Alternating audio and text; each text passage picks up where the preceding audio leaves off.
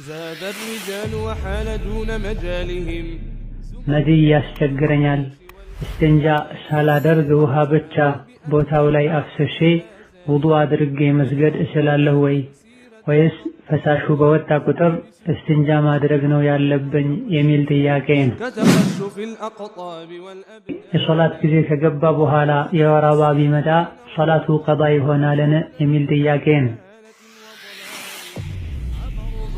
በሶላት ጊዜ አንዴ ሐርመን ገብተን መጀመሪያ ሱና ብሰግድና በድጋሚ ለፈርድ መሐረም አለብኝን ማለቴ ተክቢረተል ኢሕራም የሚል ጥያቄ ነው።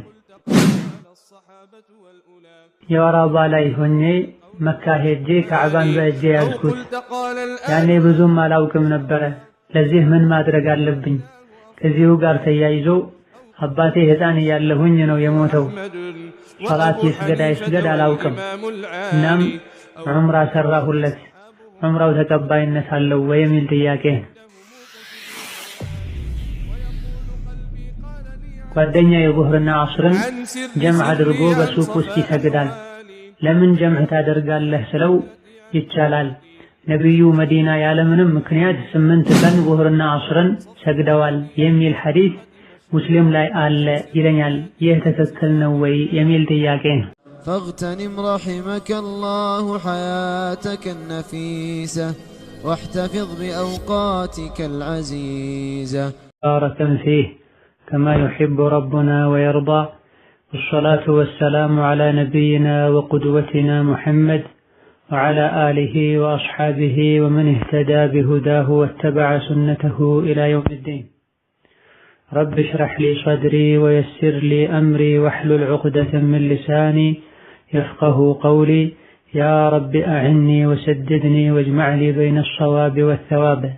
أما بعد ዛሬ ከምናያቸው ጥያቄዎች የመጀመሪያው መድይ ያስቸግረኛል፣ እስትንጃ ሳላደርግ ውሃ ብቻ ቦታው ላይ አፍስሼ ውዱእ አድርጌ መስገድ እችላለሁ ወይስ ፈሳሹ በወጣ ቁጥር እስትንጃ ማድረግ ነው ያለብኝ የሚል ጥያቄ ነው።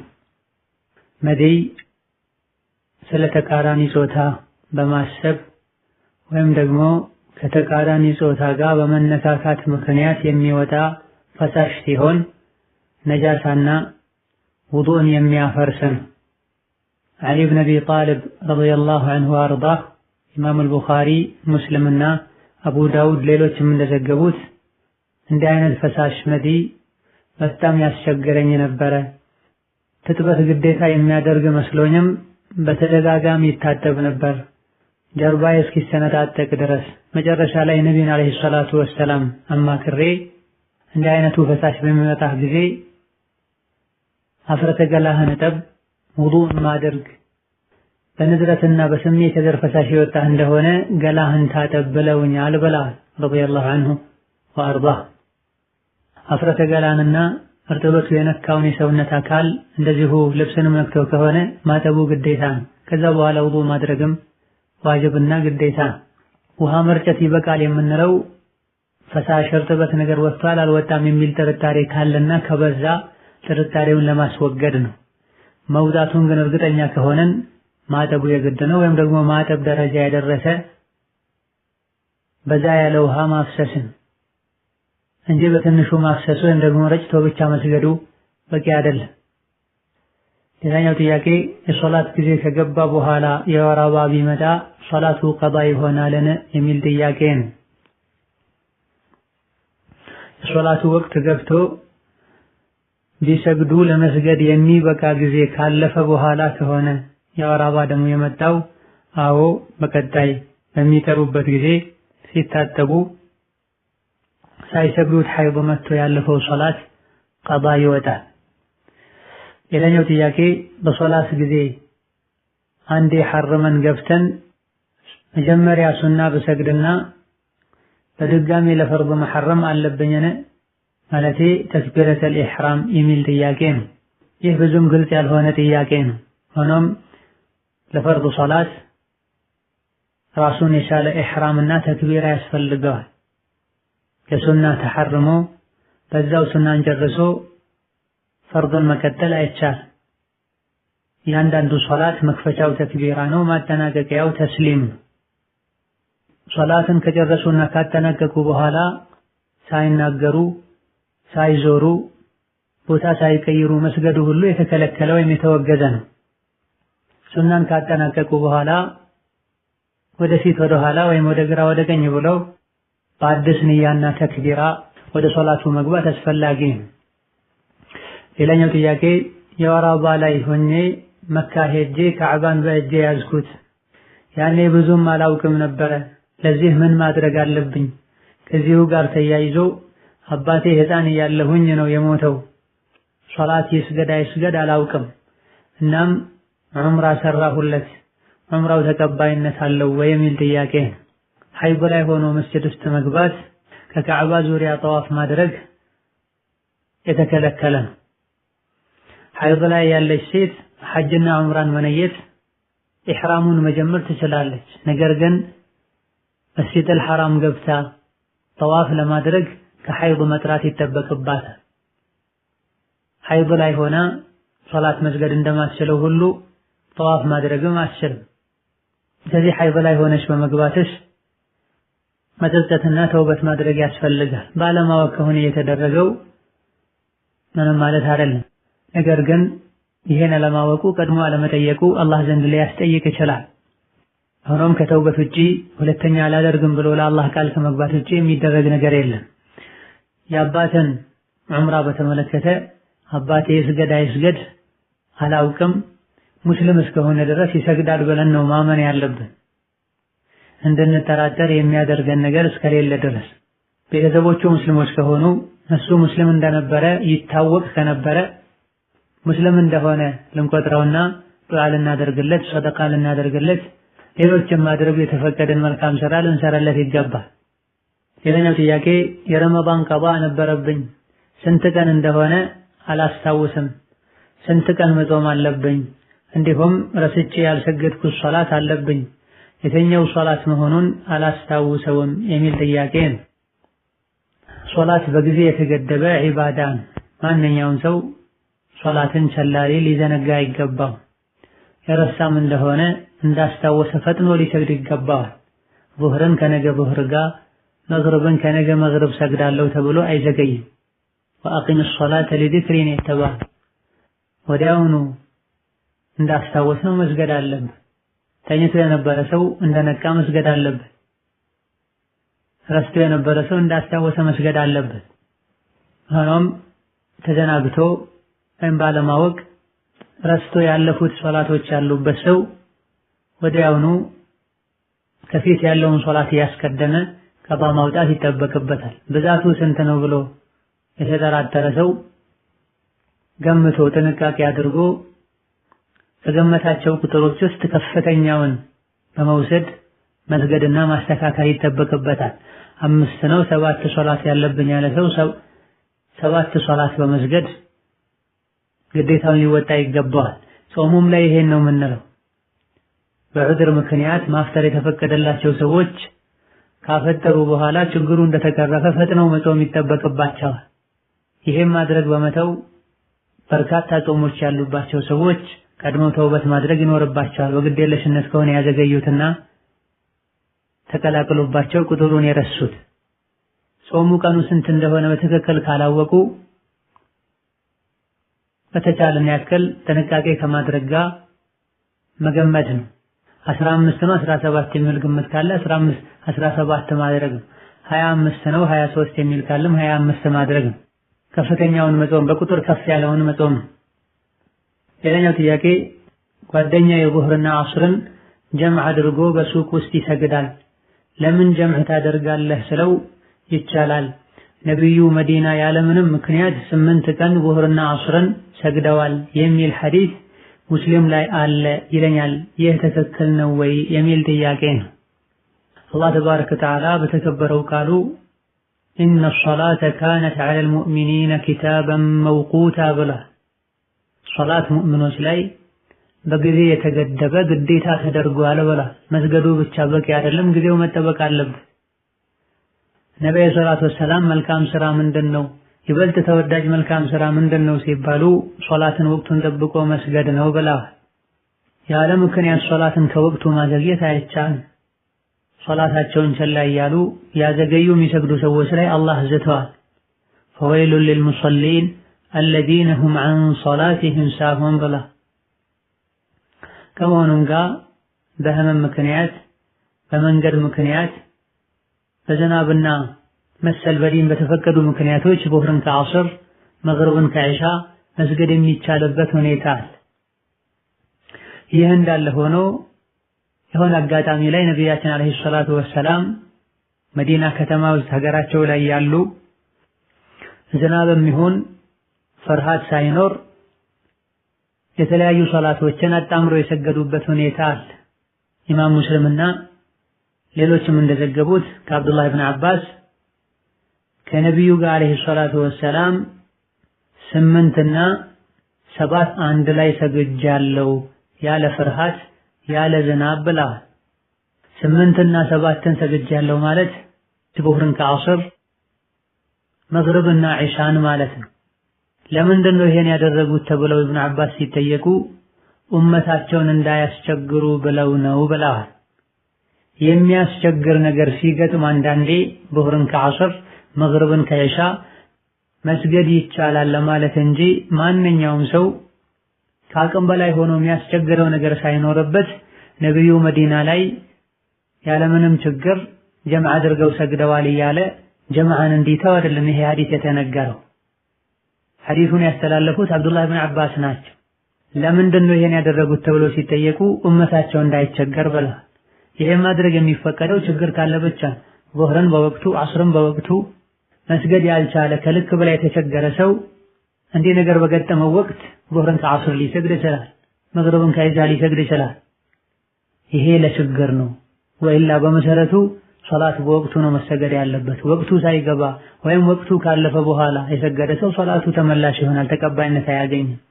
ነገር ግን መንገደኛ ለሆነ ሰው ከችግር አንፃር ወይም ለማቅለል ሲባል ዙህርን ከዐስር መስገድ እንደተፈቀደው፣ በሽተኛ ሁሉንም ሶላት በወቅቱ መስገድ ካቃተው ዙህርን ከዐስር መግሪብን ከዒሻ መስገድ እንደተፈቀደው፣ የሆነ አጋጣሚ ላይ የተለያዩ ውጥረቶች ውስጥ ገብቶ ዙህርን በወቅቱ መስገድ ያልቻለ ሰው ከዐስር ቢሰግደው ችግር አይኖርም። ይሄ በስንት ጊዜ አንዴ ሊገጥም የሚችል ችግር ላይ የወደቀን ሰው ችግር ለማቅለል ተብሎ ነው። ወይላ እንደዚሁ ስራ ላለማቆም ሱቅ ላለመዝጋት በማለት ያውን በተደጋጋሚ ዙህርና ዐስርን ጀምዕ አድርጎ መስገድ ጅህልና ነው፣ አላዋቂነት። ነብዩ ሰለላሁ ዐለይሂ ወሰለም 8 ቀን ዙህርን ከዐስር ጋር ሰግደዋል የሚለውም ስህተት ነው። ሶሒህ ሙስሊም ላይ እንደዚህ የለም። ሶሒህ ሙስሊም ላይ ያለው 8 እና 7 ሰግጃለሁ ነው የሚለው። 8 እና 7 ማለት የረካዎችን ቁጥር ለመግለጽ ነው። ዙህርና ዙህር 8 ረካ ናቸው፣ መግሪብና ዒሻ 7 ረካ ናቸው። አልፎ ሁሉ ዙህርን ከዐስር ጀምዕ ያደረጉ መስገድ ሱና ነው። ነብዩ አለይሂ ሰላቱ ወሰላም አብዱላህ ብን አባስ ረዲየላሁ ዐንሁ እያስተማሩ ሳለ አንዱ ሶላት ሲላቸው ሱናን አንተ ልታስተምረኝ ነው እንዴ ብለው ጀምዕ አድርገው ሰግደዋልና አንዳንዴ ሶላቶችን እያጠጋጉ አንድ ላይ አድርጎ መስገድ ሱና ነው ብሎ የሚናገር አላዋቂም አልጠፋም። አብዱላህ ብን አባስ ሶላትን አጣምሮ መስገድ ሱና ነው ማለት አይደለም የፈለጉት። እኔ ዲንን ማላቅ መሰለህ ወይ? በነብዩ ዘመን አንድ ላይ አድርገው የሰገዱበት አጋጣሚ አለ። ይሄን አውቃለሁ ማለት ፈልገው ነው። ሱና እዚህ ጋር ሱና ማለት የተፈለገው ዲን እውቀት ሸሪዓ ለማለት ነው እንጂ እንዲሁ ያለ ምክንያት ዙህርን ከዐስር መግሪብን ከዒሻ መንገደኛ ሳይሆኑ በሽተኛ ሳይሆኑ መስገድ ይቻላል ማለት ፈልገው አይደለም ኢብኑ አባስ። አንዳንድ ዑለሞች በዚህ ሐዲስ አይሰራበትም ያሉበት ሁኔታም አለ። ከአስሐበ ሱነን መሃል አንዱ አቡ ዳውድ ወትርሚዚ ረሒመሁሙላህ ተዓላ እዚህ ክታቤ ውስጥ የማይሰራበት ሐዲስ የለም፣ ነብዩ አለይሂ ሰላቱ ወሰላም መዲና ውስጥ ሆነው ያለ ስጋት ፍርሃት ሳይኖር ዝናብም ሳይኖር ጀምዕ አድርገዋል የሚለው ሐዲስ እንጂ ያሉበት ሁኔታ የሆነ ምክንያት አለው የተደረገበት። ይሄን ሐዲስ መሰረት በማድረግ አንድን ሶላት ከሌላ አጠጋግቶ መስገድ አይቻልም፣ አይሰራበትም በሐዲሱ ያሉበት ሁኔታ። ራጂሑና ትክክለኛው ግን ማንኛውም ሰው የሆነ አጋጣሚ ላይ ዙህርና ዐስርን በወቅቱ መስገድ ከከበደው ጀምዕ ሊያደርግ ይችላል። አላህ ተባረከ ወተዓላ ዲናችን ላይ የሚከብድን ነገር አላደረገም። ማንኛውም ሰው ከተቸገረ የሚከብድ ነገር ከገጠመው ዲኑ መውጫ በጅቶለታል። ማንኛውም ሰው በዲን ዙሪያ ጥንቃቄ ሊያደርግ ይገባል። ለጤናችን ከምንጠነቀቀው በላይ ለዲናችን ልንጠነቀቅ ይገባል። ማንኛውም ሰው የትኛውንም ክታብ አንስቶ አንብቦ ዲኑን ከኪታብ ማወቅ ይችላል ማለት አይደለም። የግድ ዑለማዎች ጋር ጠጋ ብሎ ተንበርክኮ መማር ያስፈልጋል። ሶሒህ ሙስሊም ውስጥ መንሱኽ የሆኑ ሐዲሶች አሉ፣ ገይር መሕፉዝ የሆኑ ሐዲሶች አሉ። ሐዲሶች ማብራሪያ ያስፈልጋቸዋል። የተጻፉ ሸርሖችና ማብራሪያዎችንም ብቻ በማንበብ ዒልሙን ማግኘት ሶሒህ ሙስሊምንም ይሁን ቡኻሪን መረዳት አይቻልም። የግድ ዑለማዎች ጋር ቀርቦ የዕልም ቁልፎችን መቀበል ያስፈልጋል። ሌላኛው ጥያቄ የሴት ልጅ ስጁድ ከወንድ ይለያልን? ከስጁድ ቀና ሲባል ምንድነው የሚባለው ያብራሩልኝ የሚል ጥያቄ ነው። ሶላት ውስጥ ካሉ ንግግርና ተግባሮች አንፃር በወንድና በሴት መሃል ልዩነት የለም አለ ሶሒህ። ነገር ግን ሴት ልጅ ሶላት በምትሰግድበት ጊዜ አለባበሷ ከወንድ ይለያል። መላ ሰውነቷን መሸፈን አለባት ፊቷ ሲቀር። እጅና እግር ላይ በዑለሞች መሃል ኺላፍ አለበት። እጅና እግርም ቢሸፈን የተሻለ ነው። ፊቷም ቢሆን አጅነቢ ባዕድ ወንድ ካለ እየሰገደች ሳለ ሊሸፈን ይገባዋል። በተረፈ የሚባሉ የሚደረጉ ዚክርና ዱዓዎችን የሚቀሩ ነገሮችን በተመለከተ አቀማመጥና እንቅስቃሴን በተመለከተ በወንድና በሴት መሃል ልዩነት የለም። ነብዩ ሰለላሁ ዐለይሂ ወሰለም ሰሉ ከማ ረአይቱሙኒ ኡሰሊ በላ፣ እኔ ስሰግድ እንዳያችሁት ስገዱ በላ። ይሄን ያሏቸው ሰሐቦች ወደ ሌላ ሀገር እየሄዱ ነበር። ከነቢይ ጋር 20 ቀን ቆይተን ቤተሰቦቻችንን እንደናፈቀን ሲያቁ ነብዩ አለይሂ ሰላቱ ወሰላም ወደ ቤተሰቦቻችን እንድንመለስ ፈቀዱልን። ሀገራችን ላይ ምን አይነት ቤተሰብ ጥለን እንደመጣንም ጠየቁን። ከዛም ሂድ ወደ ቤተሰቦቻችሁ ከነሱ ጋር ኑሩ፣ አስተምሯቸው፣ እኔ ስግድ እንዳያችሁት ስገዱ አሉን ብለዋል ማሊክ ብን አልሑወይሪስ ረዲየላሁ ዐንሁ አርባ። ለሴቶች ከሆነ በዚህ መልኩ እንዲቀመጡ በዚህ መልኩ እንዲቆሙ ንገሯቸው ብለው ለየት ያለ አሰጋገድን አላስተማሯቸውም ነብዩ አለይሂ ሰላቱ ወሰላም። ከመሆኑም ጋር አንዳንድ ፉቃሃዎች ሴት ልጅ ስጁድ ስታደርግ ሰውነቷን ከራሷ ጋር መለጠፍ አለባት፣ እንደ ወንድ ዘና ብላ ስጁድ ማድረግ የለባትም፣ ስትቆምም እግሯን ከራሷ እግር ጋር ማጣበቅ አለባት የሚል አስተያየት ያላቸው ፉቃሃዎች አሉ። ወላኪን ሰሒሑና ራጂሑ አቋቋም ላይ እንቅስቃሴ ላይ በወንድና በሴት መሃል ልዩነት የለም። ሌላኛው ጥያቄ ያለሁት ገጠር ነው። ሰዎች ዘካተል ፍጥር ስጡልኝ ብዬ ረሱት፣ ሰደቃ ስጡት ብዬ ተሰጠ፣ ይህ እንዴት ይታያል የሚል ጥያቄ ነው። ዘካተል ፍጥር እያንዳንዱ ግለሰብ ላይ ግዴታ ነው። ወቅቱን ጠብቆ መስጠትም ግዴታ ነው። ራሱ መስጠት የቻለ ሰው በራሱ እጅ ቢሰጥ ነው የሚሻል። ገዝቶ ማምጣቱ ወስዶ መስጠቱ ራሱ ተጨማሪ ዒባዳ ነው። ራሱ መስጠት የማይችል ሰው ታማኝን ሰው መወከል ይችላል። የተወከሉ ሰዎችም አማናቸውን አደራቸውን ሊወጡ ይገባቸዋል። ራሱም ይሁን የወከለው አካል በአግባቡ ሰደቀተል ፍጥሩን ያላወጣለት ሰው ተውበት ከማድረግ ጋር ወቅቱ አልፎም ቢሆን ዘካተል ፍጥር ለሚገባቸው ምስኪኖች መስጠት ነው የሚጠበቅበት። ሌላኛው ጥያቄ ቢድዓ ትርጉሙንና ክፍሎቹን ያብራሩልኝ የሚል ጥያቄ ነው። ቢድዓ ብሎ ማለት አላህና ረሱሉ ያልደነገጉት ዲን ላይ አዲስ የተለጠፈና የተፈጠረ ከሸሪዓ ጋር የሚጻረር ነገር ማለት ሲሆን ብዙ ጊዜ ቢድዓን የሚፈጥሩ ሰዎች ዓላማቸውና ሐሳባቸው ወደ አላህ መቃረብ ዒባዳ ላይ ይበልጥ መጠንከር ብሎ ሊሆን ይችላል።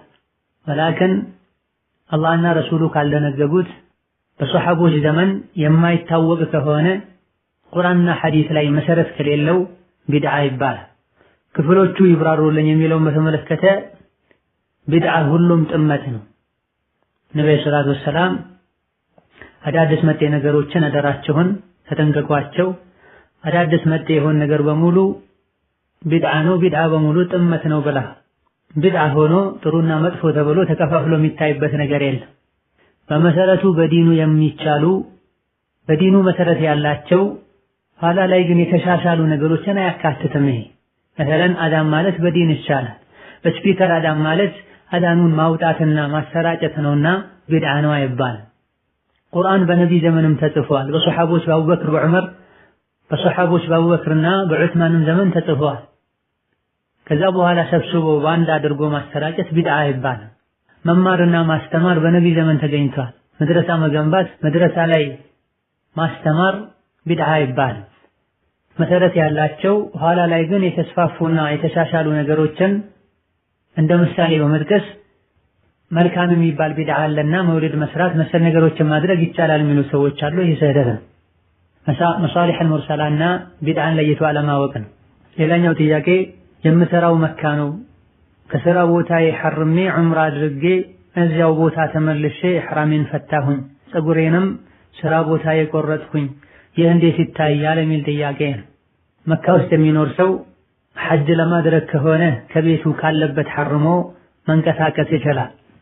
ዑምራ ለማድረግ ከሆነ ግን መካ ሐረም ክልል ውስጥ የሚኖር ሰው ከሐረም ክልል ወጥቶ ለምሳሌ መስጂድ አይሻ ሄዶ መሐረም ይጠበቅበታል። ከቤቱ መሐረም አይችልም። መካ ቢሆንም ከሐረም ክልል ውጪ የሆነ ሰው ግን ካለበት ሐርሞ ወደ ካዕባ ሄዶ ዑምራውን ማድረግ ይችላል። ከኢሕራም መፈታቱን በተመለከተ የዑምራውን ስራ ካጠናቀቁ የትኛውን ቦታ ላይ ቢፈቱ ችግር የለው። ለግድ ከሐረም ክልል ሳትወጡ በፊት ኢሕራማችሁን ፍቱ፣ ልብሳችሁን ቀይሩ አይባልም። ፀጉር መቁረጡን በተመለከተ እዛው ሐረም ክልል ውስጥ ቢሆን ይመረጣል። ካልሆነ ግን ሳይቆይ ከሐረም ትንሽ ወጣ ብሎ ቢላጭ ፀጉሩን ቢያነሳ ምንም ችግር የለውም። ሌላኛው ጥያቄ እህቴ ያለ ማንም ፈቃድ ኒካህ አድርጋለች። ልጁ ከሱ በኩል ሰዎችን አምጥቶ አብረውም እየኖሩ ነው። ላለመካካደም በቁርአን ተማምለዋል። ይህ እንዴት ይታያል የሚል ጥያቄ። ነቢያችን አለይሂ ሰላቱ ወሰላም ያለ ኃላፊና ያለ ሁለት ምስክሮች የታሰረ ኒካህ ውድቅ እንደሆነ ተናግረዋል። ላ ኒካሐ ኢላ ቢወልይን ወሻሂደይ ዐድልን ብለዋል።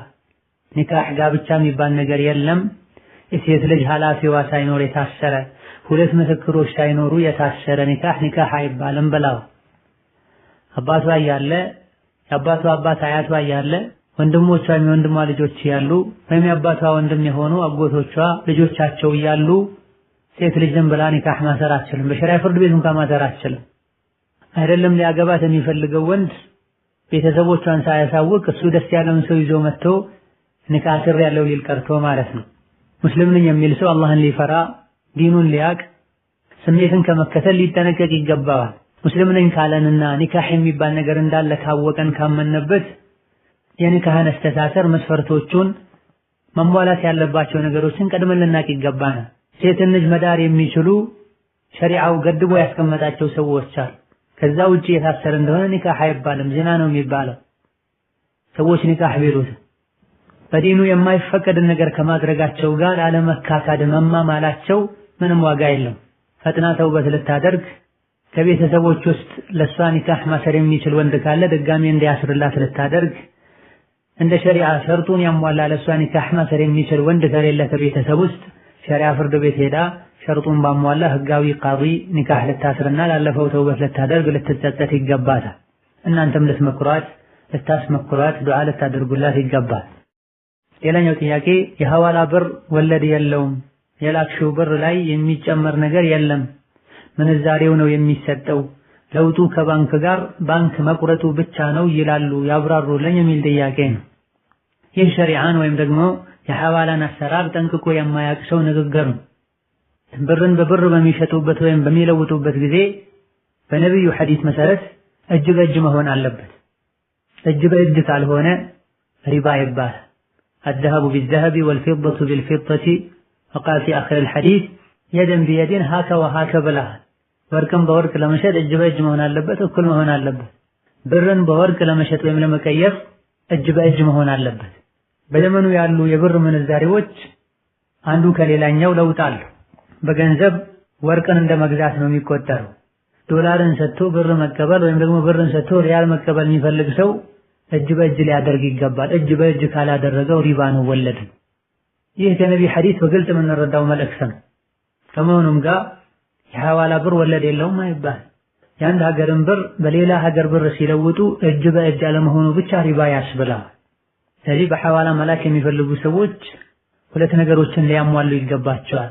እንዲህ አይነት ስራ ላይ የተሰማሩ ሰዎች የሚሆኑ በእንዲህ አይነቱ መንገድ ብር የሚልኩ ሰዎች አንደኛ ደረጃ እጅ በእጅ ሊሆን ይገባዋል። የሚልከው አካል ገንዘቡ የሚላክበት ሀገር ያለው ወኪሉ ጋር ገንዘቡ እንዲላክላቸው የሚፈልጉ ሰዎች በአካል እንዲሄዱ ሌላ ሀገር ሆኖ ገንዘቡን የሚልከው ግለሰብም ከሚልከለት ሰው ጋር በአካልም ቢሆን ከዛ በኋላ ላኪና ተቀባይ እንደዚሁም የሁለቱ ተወካዮች አንድ ላይ ሆነው በስልክ ተገናኝተው ሰጠሁልህ ተቀበልኩኝ ሲባባሉ ውጭ ያሉ ሰዎች እጃቸው ላይ ያለውን ብር መለዋወጥ አለባቸው። በአካል እንኳ ተገናኝተው እጅ በእጅ መለዋወጥ ባይቻል በዚህ መልኩ እጅ በእጅ ሊያደርጉት ይገባል። ከዚህ ውጪ ዛሬውን ልክልሃለሁ ችግር የለውም አሊያ ደግሞ በባንክ አደርግልሃለሁ ችግር የለውም የተባለ እንደሆነ ሸሪዓውን መጣስ ይመጣል። ሸሪዓው አንድ ነገር ሲከለክል ያለ ምክንያት አይደለም። ነገ ልካለው ያሉ ከብዙ ሰዎች ብር ሰብስበው ነፍሲያቸውን ታሸንፋቸው ሰዎች አሉ። አንዳንዴ ደግሞ የሚዘረፉ ሰዎች አሉ። ወሱያ በአግባቡ ሳይጽፉና ሳይናገሩ የሚሞቱ ሰዎች አሉ። እጅ በእጅ ከሆነ የሁሉ ችግር አይመጣም። እጅ በእጅ ካልሆነ ይሄ ሁሉ ችግር ሊመጣ ወይም የተወሰነው የማይቀር ሊሆን ይችላል። ይሄን ሸርጥ አሟልቶ ብር መላክ ያልቻለ ሰው በባንክ ቤት ሊልክ ይገባዋል። የቆረጠውን ያክል ቆርጦ ሐላል በሆነ መንገድ ከደረሰ ትንሹም በረካ ይሆናል። ባንክ ቤቱ ሪባ አይሆንም ያለን እንደሆነ ባንክ ቤቱ ለሚልከውም ለሚላክለትም አካል ወኪል ሆኖ ኃላፊ ሆኖ ነው የሚያገለግለው። ከዛልክ የሐዋላ ስራ ማታለልና ማጭበርበር መደበቅና የተለያዩ ውሸቶች ያሉበት ስራ ከመሆኑ አንፃር እንዲህ አይነት ነገር ውስጥ ያሉ ሰዎች ሐላል ከስብ አላህ እንዲሰጣቸው ዱዓ ከማድረግ ጋር ሌላ ንጹህ የሆነ የርዝቅ በር ሊፈልጉ ይገባቸዋል። ሌላኛው ጥያቄ ውስጤ ላይ መወስወስ ነገር አለብኝ። አላህን በዒባዳ በነጥለውም ውስጤ ግን ያመሳስላል። ሶላት ስሰግድም እወሰወሳለሁኝ። ውስጤ አላህን ያምጻል። መጥፎ ጥርጣሬ እጠረጥራለሁኝ። በጣም ጨንቆኛል። ምን ይመክሩኛል? ዱዓም አድርጉልኝ የሚል نسأل الله تبارك وتعالى أن يذهب ما في صدرك أو في صدرك من الوسواس وأن يرزقنا الطمأنينة والخشوع ولذة العبادات إنه على كل شيء قدير. مزيز ذاكهم قدم وسواس مفتهونا منسئه يميل محاضرة تمهر السلك ولنا تمهرتون أفلالقو ما دمر يتشعلن ين قال له نو أزوترو دعا ما درق الذي هو رقمو يسولج بتناقرونا بادر رقونجي ውስጡ ላይ በተፈጠረ ሐሳብ እንደማይቀጣና አላህ ዘንድ እንደማይጠየቅ ማወቁ መፍትሄ ሊሆን ይችላል። ሌላኛው ጥያቄ ወንድማችን ስሙ አወል ነበረ።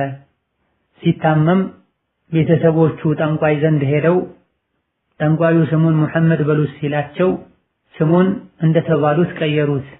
ነገር ግን ልጁ በፊትም ስሙን መቀየር ይፈልግ ነበረ።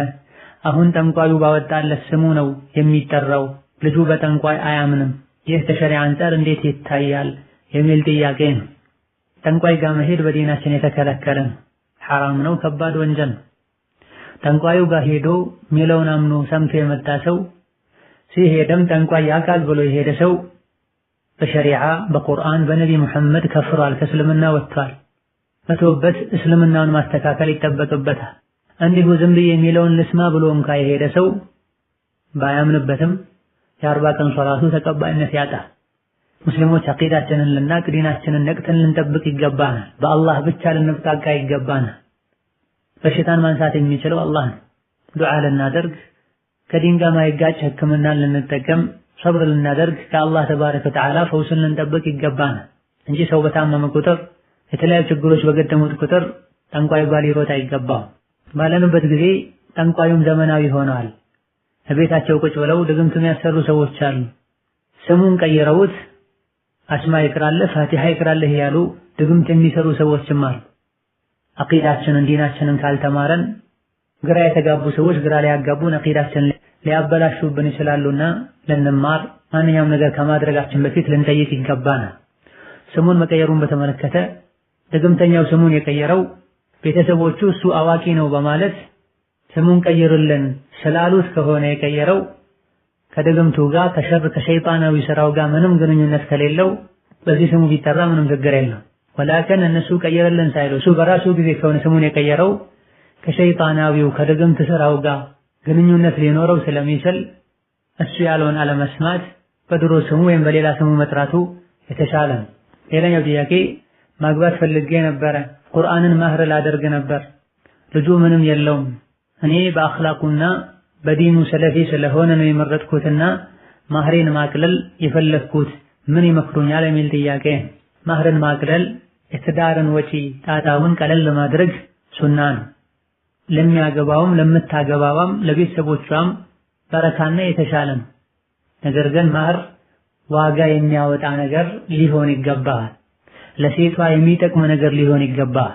ቁርአንን ማህር ማድረግ በሰሐቦች በነቢ ዘመን የሚታወቅ ነው። ነገር ግን ቁርአንን ማህር የሚያደርጉት ቁርአኑን ለማስተማር ነው።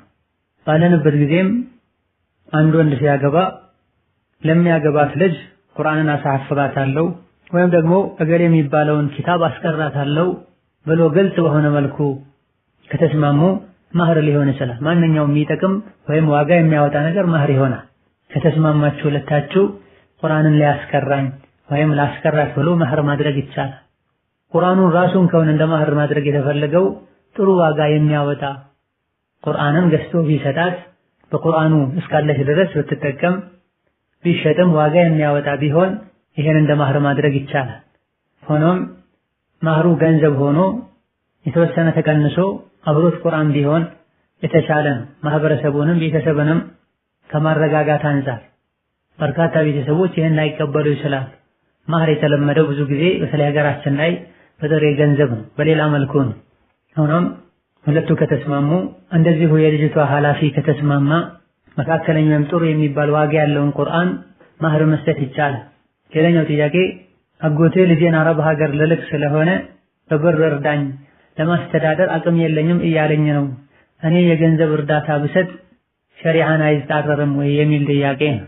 ወደ ውጭ ሀገር የምትሄደው ሐላል ስራ ልሰራ ከሆነ አብሯትም የሚሄድ ወንድሟ ወይም ባሏ ወይም ልጇ ለሷ ማህረም ሆኖ መንገድ አብሯት ሊሄድ የሚችል ሰው ኖሮ ከሆነ የምትሄደው በገንዘብ መርዳቱ ምንም ችግር የለም። ዝምድናም መቀጠል ነው፣ አጅርም ያስገኛል።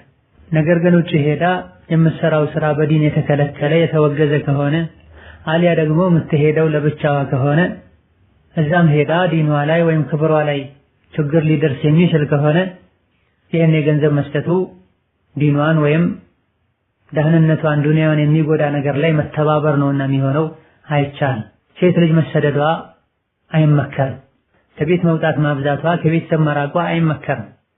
ራቅ ያለ ጉዞ የምትሄድ ከሆነ ደግሞ ሸሪዓውም መስፈርቶችን አስቀምጧል። በአላህና በመጨረሻው ቀን መታመን ሴት ያለ መህረም ሁሌም እሷን ማግባት የማይፈቀድለት ወንድ አሊያ ደግሞ ባሏ ከእሷ ጋር ሳይኖር መንገድን እንዳትሄድ ሙሳፍር እንዳትሆን ብሏል ነብዩ ሰለላሁ ዐለይሂ ወሰለም። ስለዚህ ሸሪዓውን በሚጻረር መልኩ ለምታደርገው ጉዞ የገንዘብ እርዳታ ማድረግ በወንጀል መተባበር ይሆናል። የሚሰጠንም አካል ወንጀለኛ ያደርጋል። ለስራ ውጭ የምትሄድበትን ገንዘብ እዚሁ በመስጠት ወይም በማበደር ስራ እንድትሰራ እድሉን ማመቻቸቱ የተሻለ። هذا وبالله التوفيق። ለዛሬ በዚህ እናበቃለን። ወሰላሙ አለይኩም ወራህመቱላህ ወበረካቱ።